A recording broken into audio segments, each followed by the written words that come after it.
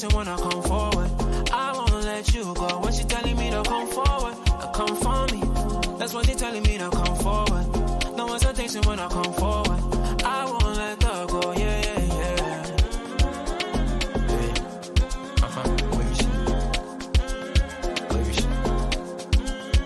She's telling me to come forward, come for me.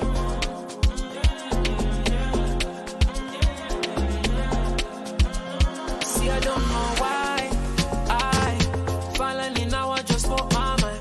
I know it's long since we spoke sometime, but this thing no play, I go change your mind. Just give me some time, any place, cause I don't have no time to waste. No more back and forth, just like Aaliyah. That's all I wanna do right now. Grab it up, swing on me, gonna grab it up.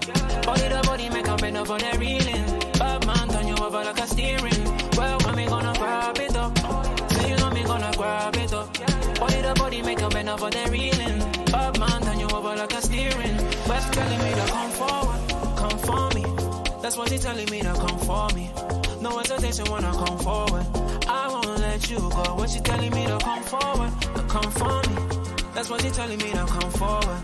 No hesitation when I come forward. I won't let her go. Yeah, yeah, yeah.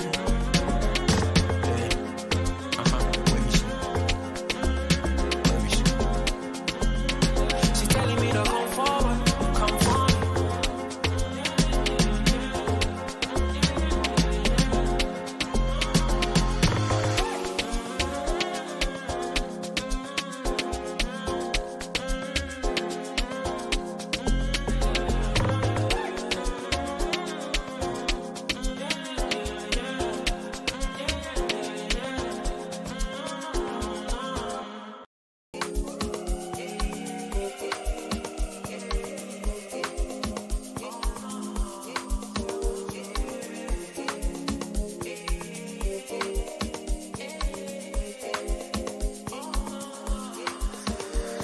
Come and show me the way. Hey, come baby, show me the way. Come and show me the way. You know you wanna show me the way. No more playing games. Hey, come baby, show me the way. Come on, demonstrate. You know you wanna show me the way. Ah, yeah.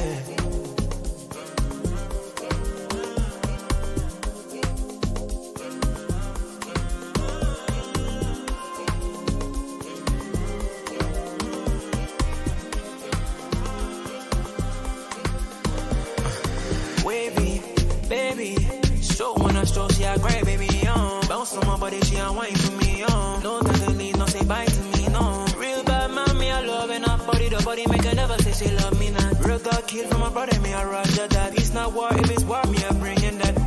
Lady, show me the way, cause you're bad. Ah, need you go bounce, cause you bad. One time if you really hustle for the green. 2 times if you're taking 1 for the team. New level, new tease. Good time we are make cream. Yeah, yeah. Show me the way. Hey, come baby, show me the way. Come and show me the way. You know you wanna show me the way. No more playing games. Hey, come baby, show me the way. Come on, demonstrate. You know you wanna show me the way. Ah, yeah. Show me the way. Baby, show me the way.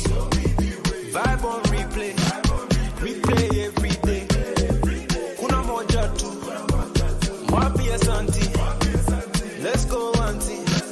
Let's go for auntie.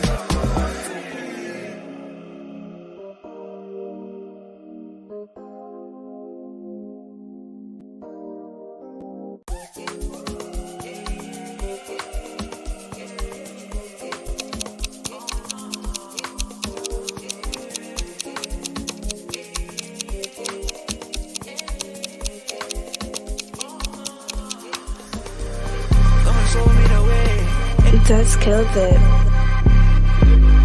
You made the decision to play Thiago.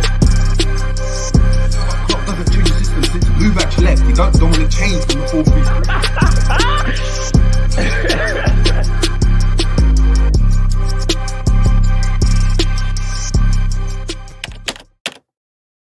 4-3-3. Boom. What's going on, people? We are back again on the Jerry James Show for another ball talk. And I haven't done this in a long time. Or I have done, but it's been on Judge Mo's channel on Counter Views. So We've been talking about everything to do with football. It was streaming on my channel. We made the decision to just stream it exclusively on his.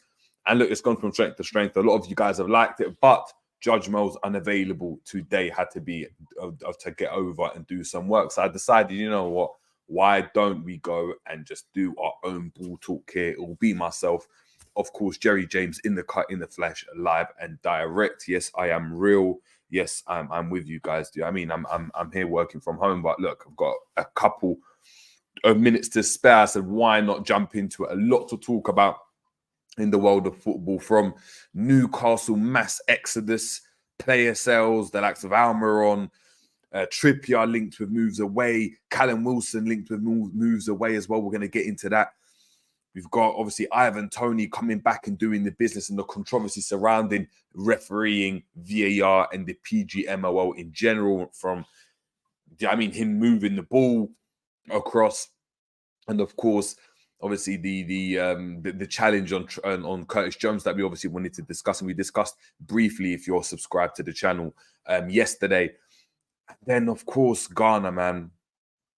Ghana, Kwasiasem, Ghana.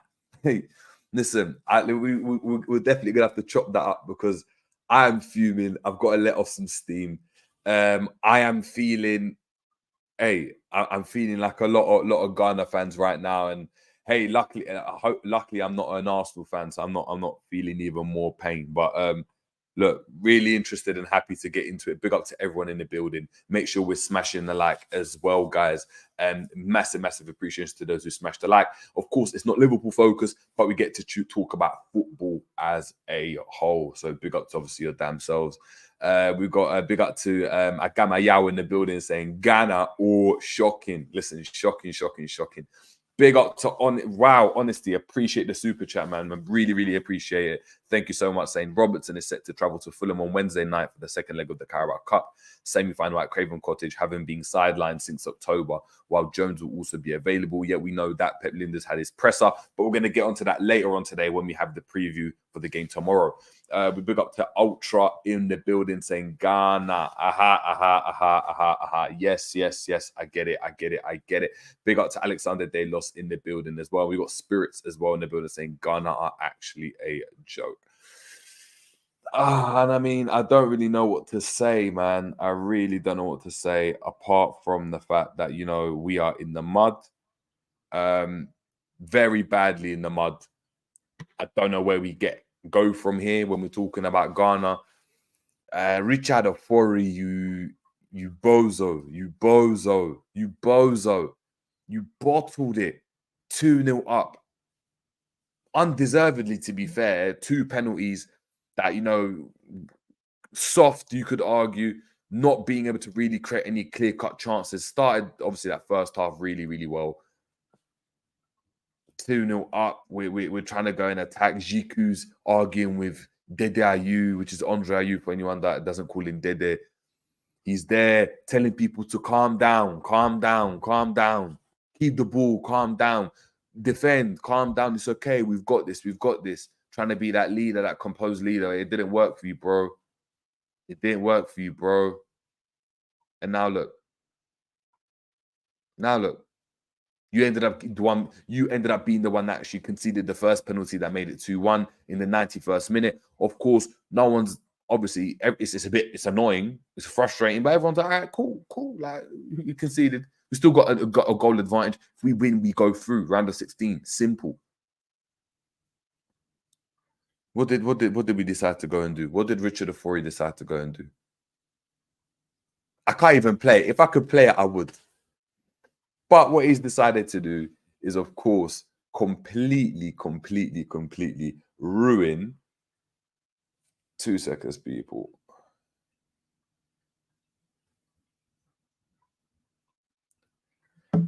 He's decided to completely ruin what Ghana had done. It got to the point, you know, I'm trying to really get you a video. That's why I can't even speak when it comes to Ghana. I'm trying to get this video up. I'm trying to make sure we can get this out to you. But, you know, we could have seen at the game, what does he decide to do? He decides to catch the ball when he could just leave it out for a corner. or for throwing, and we end up being in a situation that we're in where, you know, where Ghana now are out of the Afcon for 2 consecutive Afcons. It's been downhill since 2015. No management, Chris Hughton, poor tactically. And we're in a situation now where, to summarize, it is where it is. We're in the mud. And we've got Alexander Delo saying Ghana can't find a way with that Ayew bums. Well, you're saying that Andre Ayew was good. Andre Ayew was, do you know what I mean? Andre Ayew was good. Jordan Ayew at one point was good. They're just bums now. They're bums now. They're old now. They're uncles. Uncles. They haven't got that intensity. They're uncles. It's tough, man. It's tough, man. That's the only way I get to see it. It's tough, man. It hurts. It hurts. You guys, obviously, you can cook me. It is what it is. We got bumped, and it is what it is, man. Like there's nothing else to it. You just got to take it and move on, man. We got to take it and move on. And look, I'm feeling like Uncle Sadiku, innit? The journalist. This is me.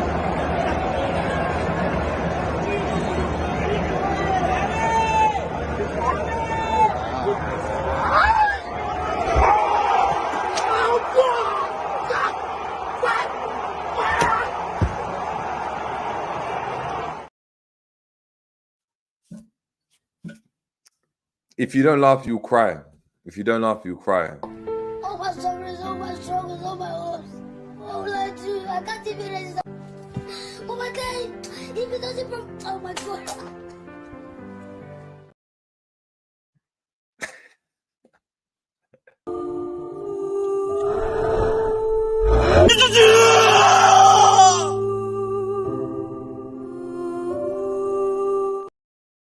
We are in the mud. So Ghana now have got a lot of issues to go on. And you're talking about, you know, like when we delve into it, there are a lot of issues that Ghana have currently.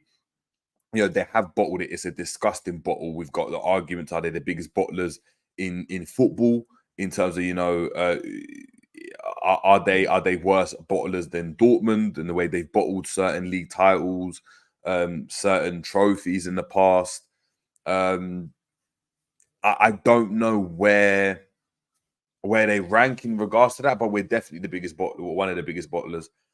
There's a deeper issue to this, and this is obviously stems from the FA, the corruption that's involved, the fact that where the FA are unable or incapable of investing into the infrastructure, into the Ghanaian infrastructure.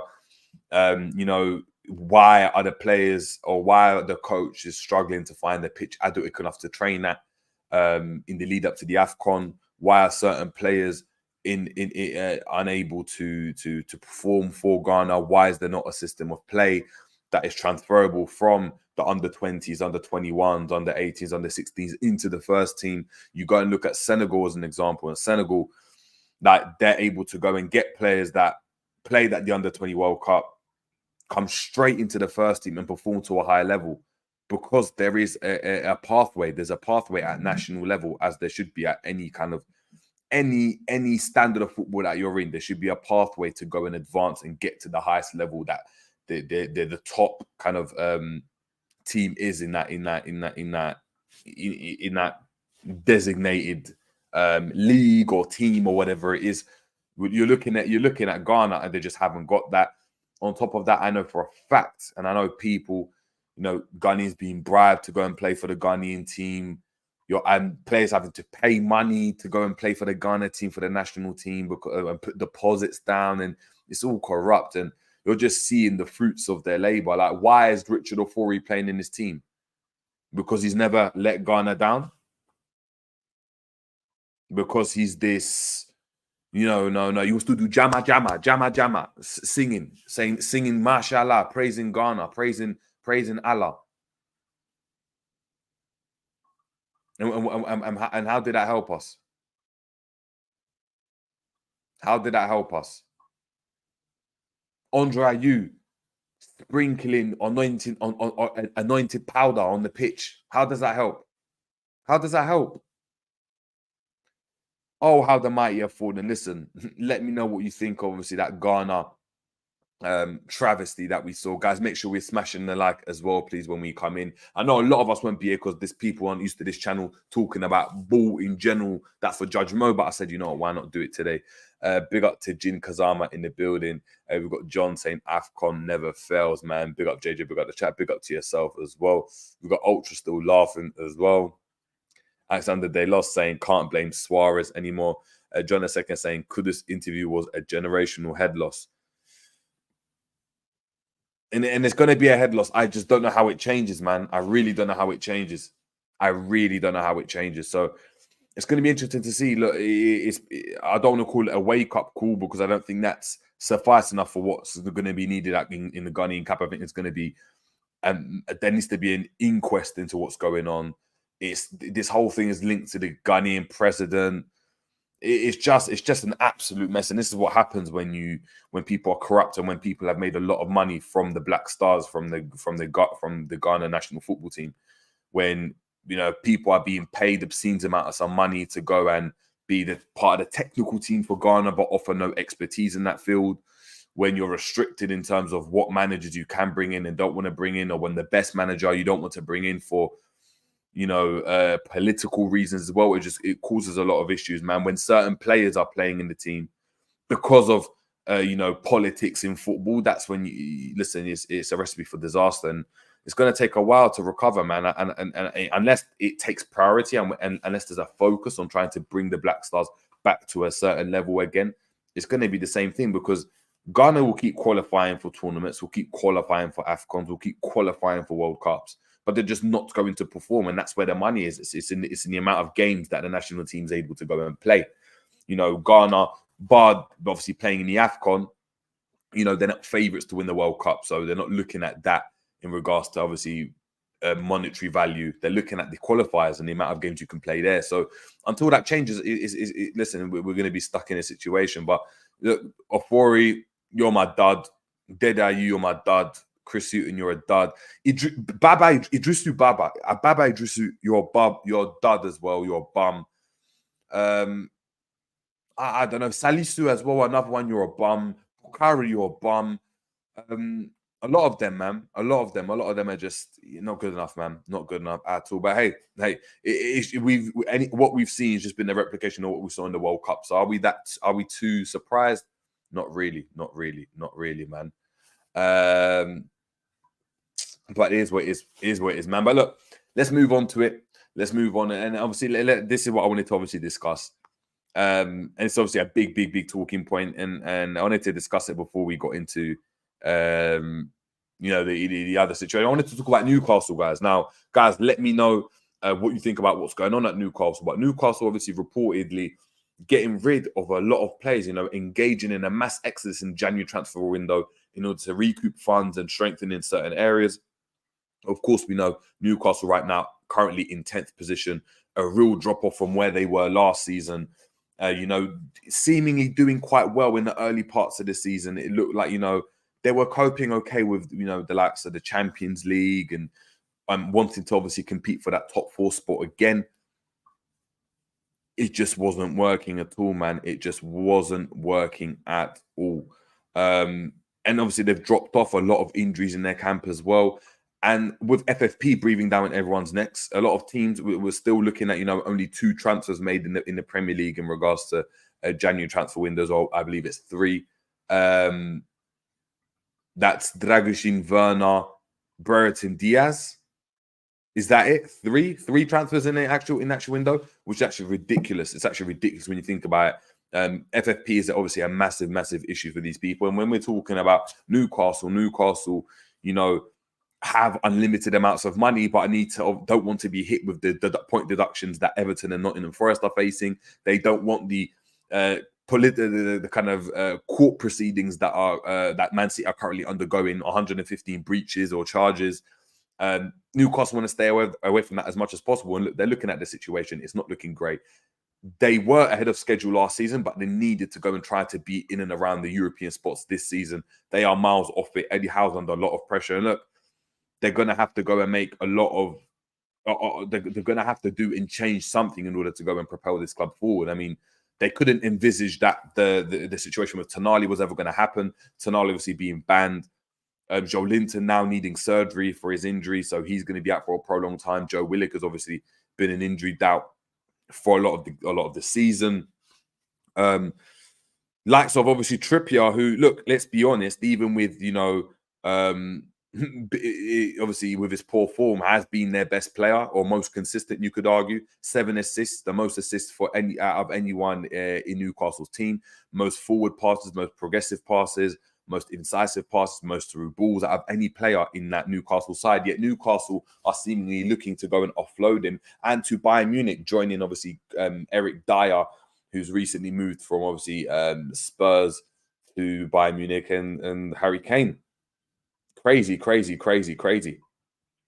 man. Like I'm looking at that sign. It doesn't really make a lot of sense to me. He's their leader. He kind of epitomizes what Newcastle are, or what Newcastle were with the Saudi kind of consortium purchasing Newcastle.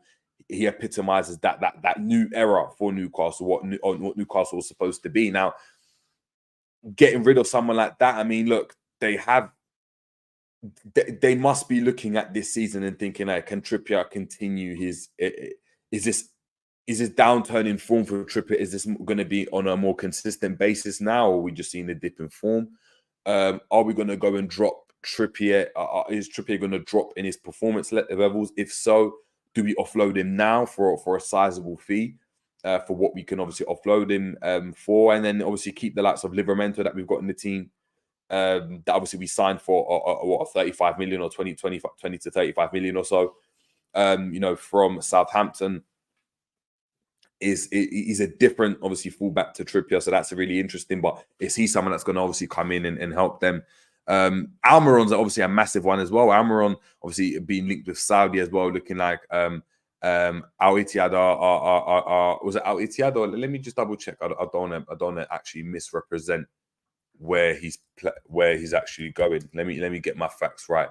Al Shabab, sorry. So Al Shabab looking to obviously to purchase new obviously Almiron. Deal agreed with Almiron as well. So Almiron's open to the move. That's an interesting one as well, because obviously, look, they do have players in the likes of Harvey Barnes coming back into the team. Obviously Joe Linton that can play out left. Anthony Gordon's obviously been a massive plus for them. But Almiron again is a good player, man. Like, as in, he works hard. He's not your thrills, but he does enable Newcastle to do what they want to do, and they scored some important goals for them. Important goals for them. I'm definitely looking at that, you know, signing, as you know, Newcastle looking to go and make sure they can be within FFP and try bring in a player in order to go and, you know, combat that. Now, when you look at the types of players they've obviously got Isak as well. Isak is a massive player for them. Isak is an individual that's looking to, you know, propel them forwards from the forward line. Obviously, got Anthony Gordon, as I mentioned. Harvey Barnes is going to be coming into the fold. They would be lacking, in my opinion. You know, Joe Linton can play out left, but is he that guy? And then I'm looking at, you know, the other rumor, which is Callum Wilson, and is Callum Wilson on his way to Atletico Madrid? That's really interesting, man. I mean, Joe Linton, Callum Wilson, a player that's scored goals everywhere he's been. Like, his goal record is actually ridiculous. I didn't realize how good it is. He's about a 1-in-2 striker at every club he's been at, whether that's at Bournemouth, whether that's been obviously at Newcastle as well, or in the lower leagues. He gets goals anywhere he goes, and you know, last season he was a massive part of what they were able to go and do in terms of his goals. Got into the England setup as well on a consistent basis now, which is good for him. They're trying to offload him as well. Now, look, he is an injury an injury issue. He's someone that suffers from a lot of injuries. He's not readily available. So I can see how there's a lot of frustration from Newcastle fans in regards to that. Or I could assume there would be a lot of frustration.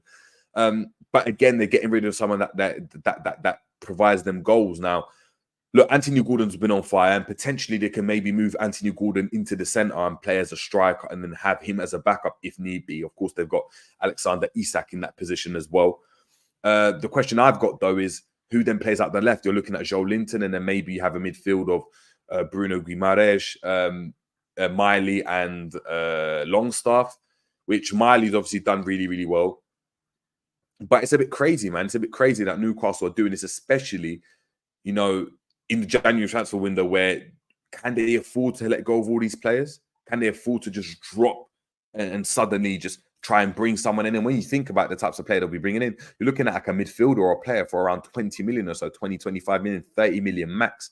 Is that kind of player going to make all the difference for that Newcastle team and propel them back into the upper echelons of the football table of the Football League? I don't know, man. I don't know. It's a really interesting one, what's going on at Newcastle. Eddie Howe, his situation's still under pressure. Is he going to be gone? I know John really cheekily mentioned in here, man.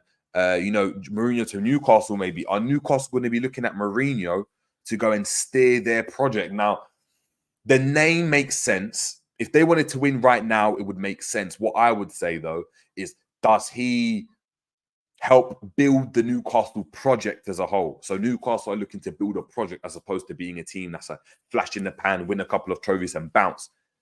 Saudi are here for the long haul. And if you're looking at the players they're signing, they're not going out and buying the world-class, all-time all-stars of the team.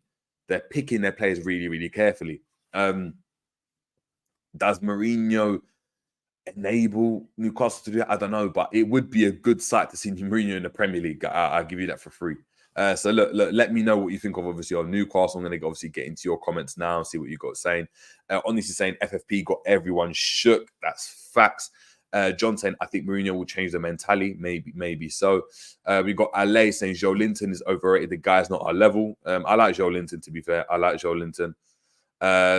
Big up to Ed saying, think Wilson is less likely unless they can get a 9 in. Well, obviously, Atletico Madrid are looking to offload, obviously, Angel Correa to Al Hilal or Al Nassr or Al Ittihad, one of those teams. One of the Saudi teams. So obviously he's been a bit part player for a large part of his career now at Atletico Madrid, and they're obviously going to need to replace him with the number 9. Now they're obviously looking at Moise Kean as well. Moise Kean is, I don't know how he's getting all these moves, but he must have one of the best agents in the game, you know, from Juventus to Everton to PSG to back to Juventus. Now it's looking like, you know, Atletico Madrid are looking at him as well. Obviously still only at the age of 23, so still young. He is young. Let's just keep it a buck.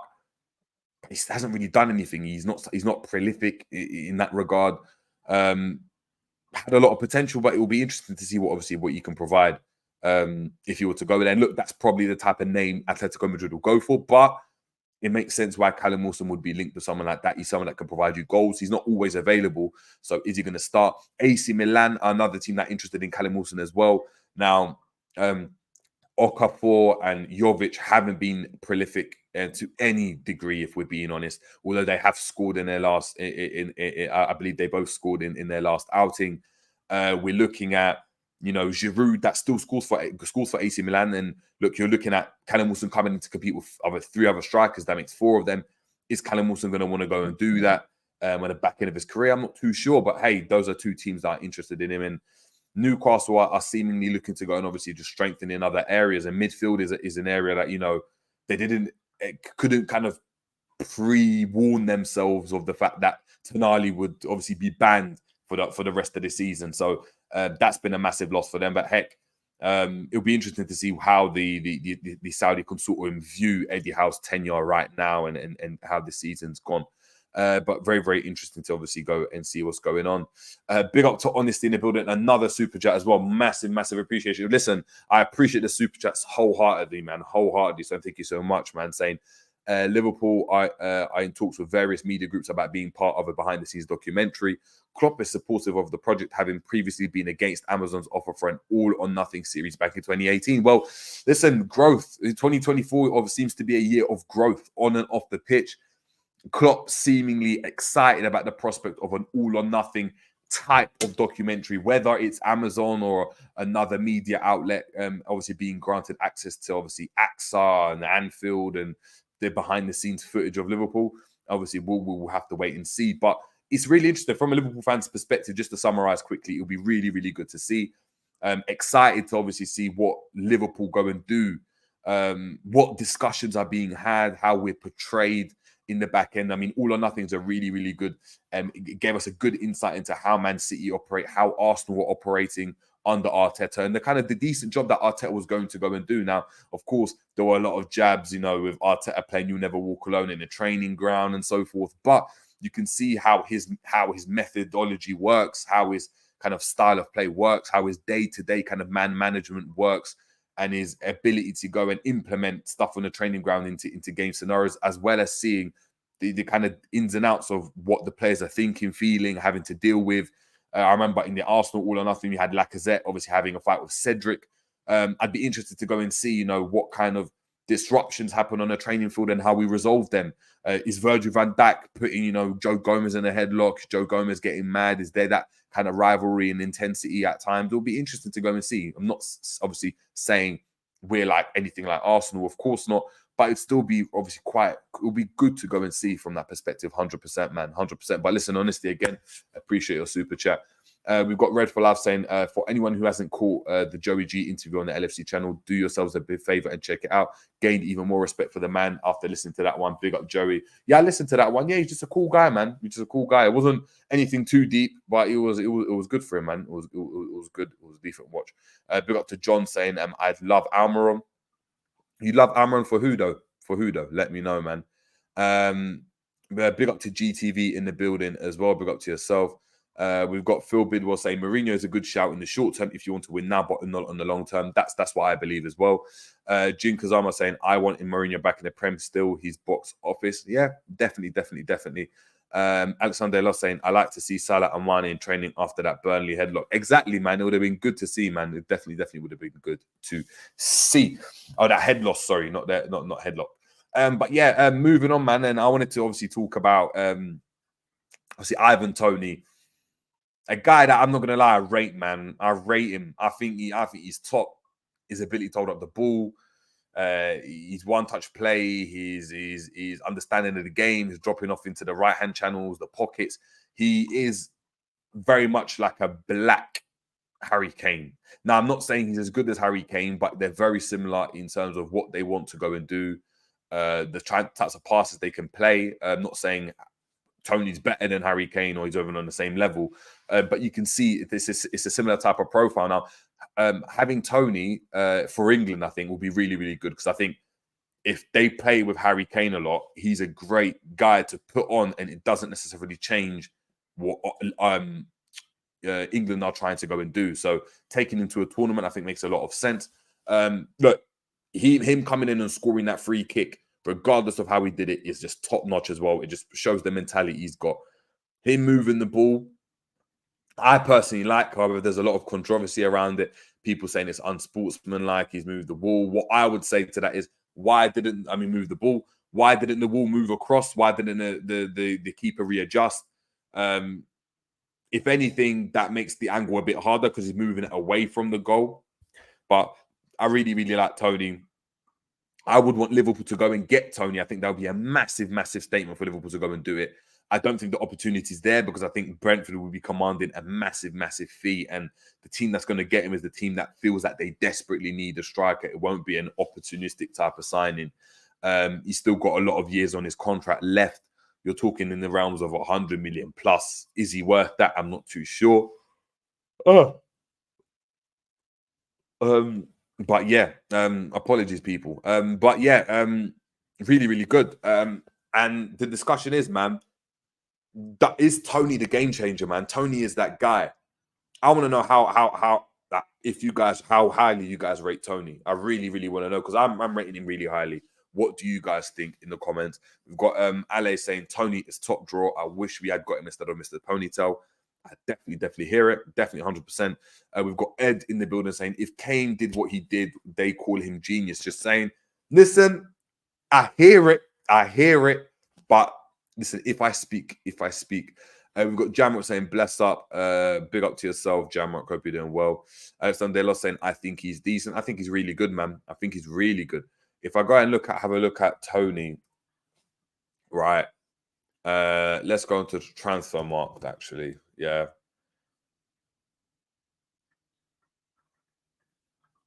And have a look at his stats. And so, guys, make sure we're smashing the like.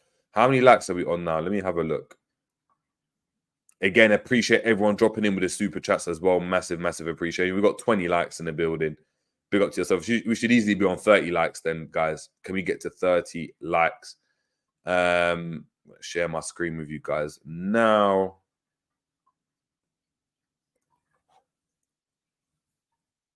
Cool. Oh, well, look, he's my age group. He's my age group. Centre forward. You can see here, he's played one game in the Premier League this season, scored one goal, got a yellow card in that game as well. But again, really, really good for him. Obviously suspended for the majority of the season, able to obviously win that game. When we go and look at his goal record, and this is incredible, man. I'm not going to lie. This is incredible. Incredible. For Brentford, he's got 69 goals and 21 assists in 125 appearances. So you're looking at 90 goals and assists in 125 appearances. For Peterborough, you're looking at 49 goals and 15 assists, right? So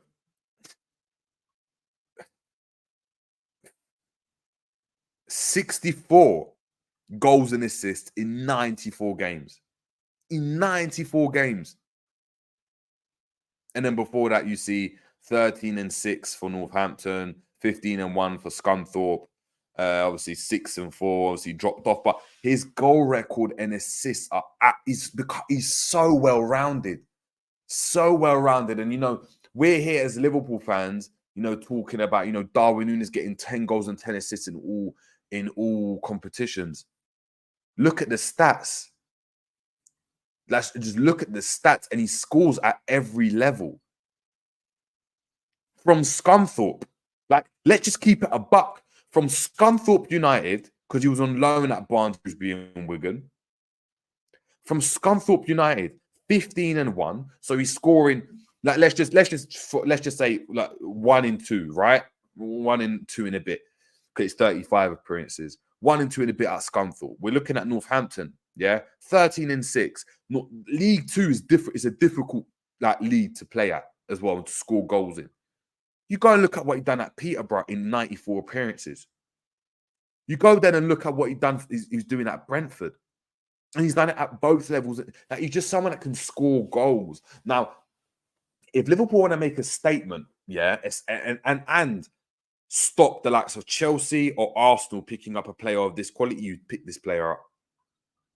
You pick this player up. And you go and you let the forwards fight for their life and fight for each other. Now, the question is, obviously, like, does he fit the profile? Has he got the right mentality for Klopp and all of this type of stuff? You just get him for me, though. You get him. Like, he's someone that he might not score at the rate. Heck, he might even get you a similar record to what Jota's getting you right now per season. But his all-round gameplay is top. Top. I think he's top, man. I think he's really, really, really good. Honestly saying, I rate him higher than Isak, Rashford, and Jesus. I hear what you're saying. We've got Jamrock saying Toney is probably top 2, top 3 strikers currently in the Premier League. I agree. Like, I agree. Like, you gotta be smart about it, man. I agree, man. We're looking at Ed saying, if you're willing to spend 100 million plus, I think Osimhen would be better suited to Klopp ball than Toney. I hear you. You're saying Osimhen is everything Klopp thinks Darwin is. Yeah, Osimhen's an interesting one because I think he misses a lot of chances as well. He's more clinical than Núñez, 100%, but he misses a lot of chances. I think Toney is more like a Harry Kane. He's more all-rounded. That's the type of striker I like, but I'm not Klopp again. Honestly saying Toney is Brentford's main guy. Darwin is not our main guy. That's Salah, bruv. JJ, nothing but respect, but sometimes I just think my opinion, just my opinion, you used everything to diss Darwin, my G. No, that's nonsense. Salah has not become the main guy at Liverpool. He's the main guy because of his ability. Who gets the most chances at Liverpool? Darwin Núñez. Who has the most shots at Liverpool? Darwin Núñez. Who's the passes played to more than any other player in the team? Darwin Núñez. Let's keep it a buck. Like, let's keep it a buck. Let's just be honest. Like, honesty. Let's be really, really honesty. Like, honesty. Let's just be honest. Yeah, like we have to. Like Darwin playing as a centre forward has become the main guy because he has to be effective. He has to. He's not someone that can be out of the game and pop up with a goal. Salah can even do that. The difference is Salah's way more all-rounded than him. And Salah is a better player. So, of course, you're going to look at him as one of your main guys. But from a forwards perspective, he's our main guy. He gets most of the chances. He'd be on about 25 to 26 goals if he had scored every single one of his big chances this season. Big chances. Not talking about his XG, his big chances.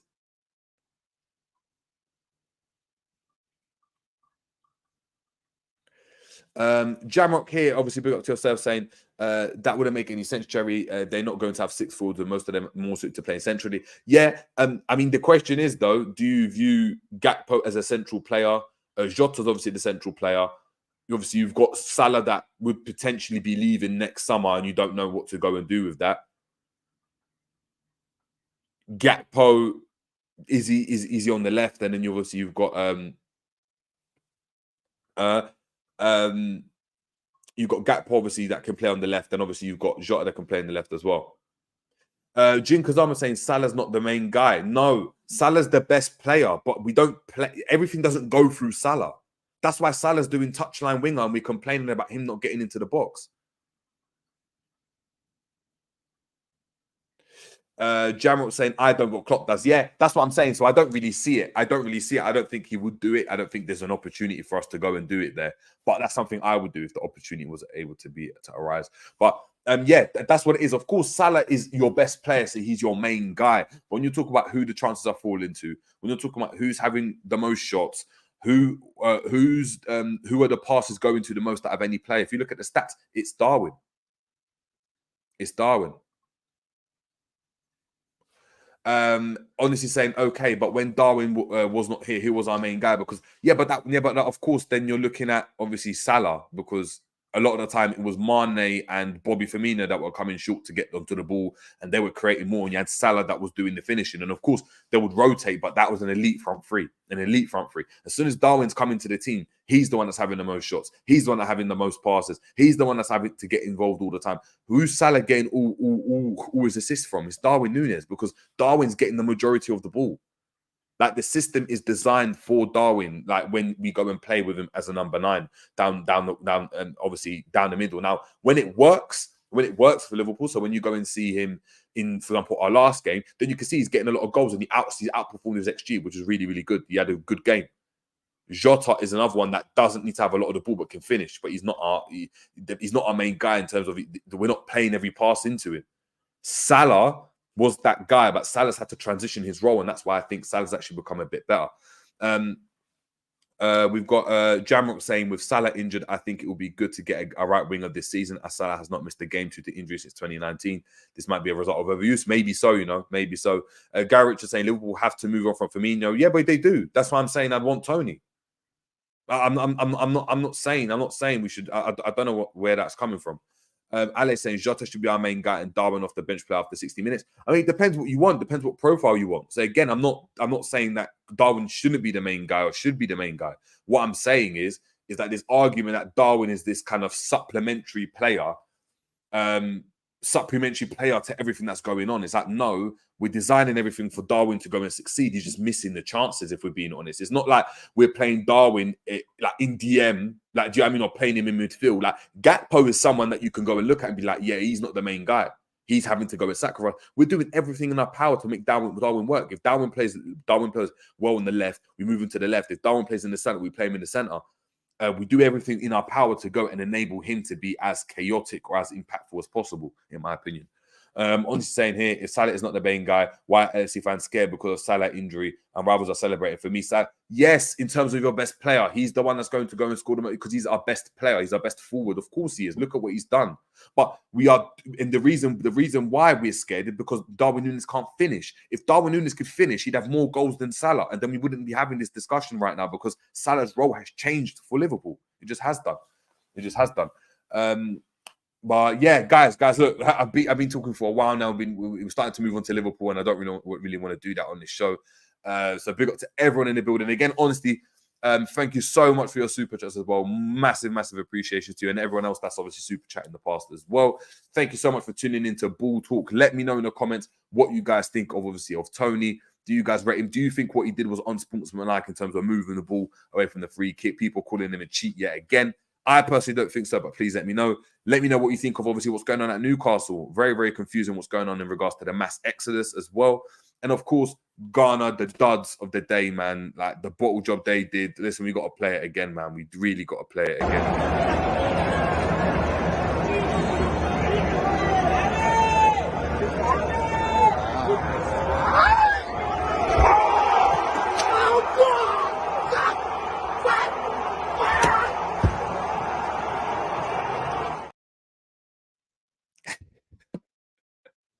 Oh, man, life is funny, man. Life can be funny. Life is cruel. Football's cruel. Football's cruel. Football's cruel, man.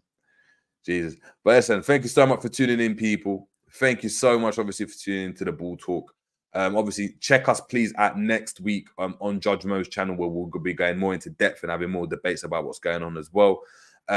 Stay tuned, obviously, later on, as we're going to have the preview for the Fulham game tomorrow. So please make sure your notification bells are hit. I look forward to seeing every single one of you guys as well. Big up to everyone as well. Love everyone's comments and the disagreements we have and the different conversations we have. I think it's amazing for us to be able to go and do that on this platform as well. And in football in general, I think conversations are good. Conversations are good, man. But look, until next time, people, it's been the Dre James Show. Thank you so much for tuning in, and we are out.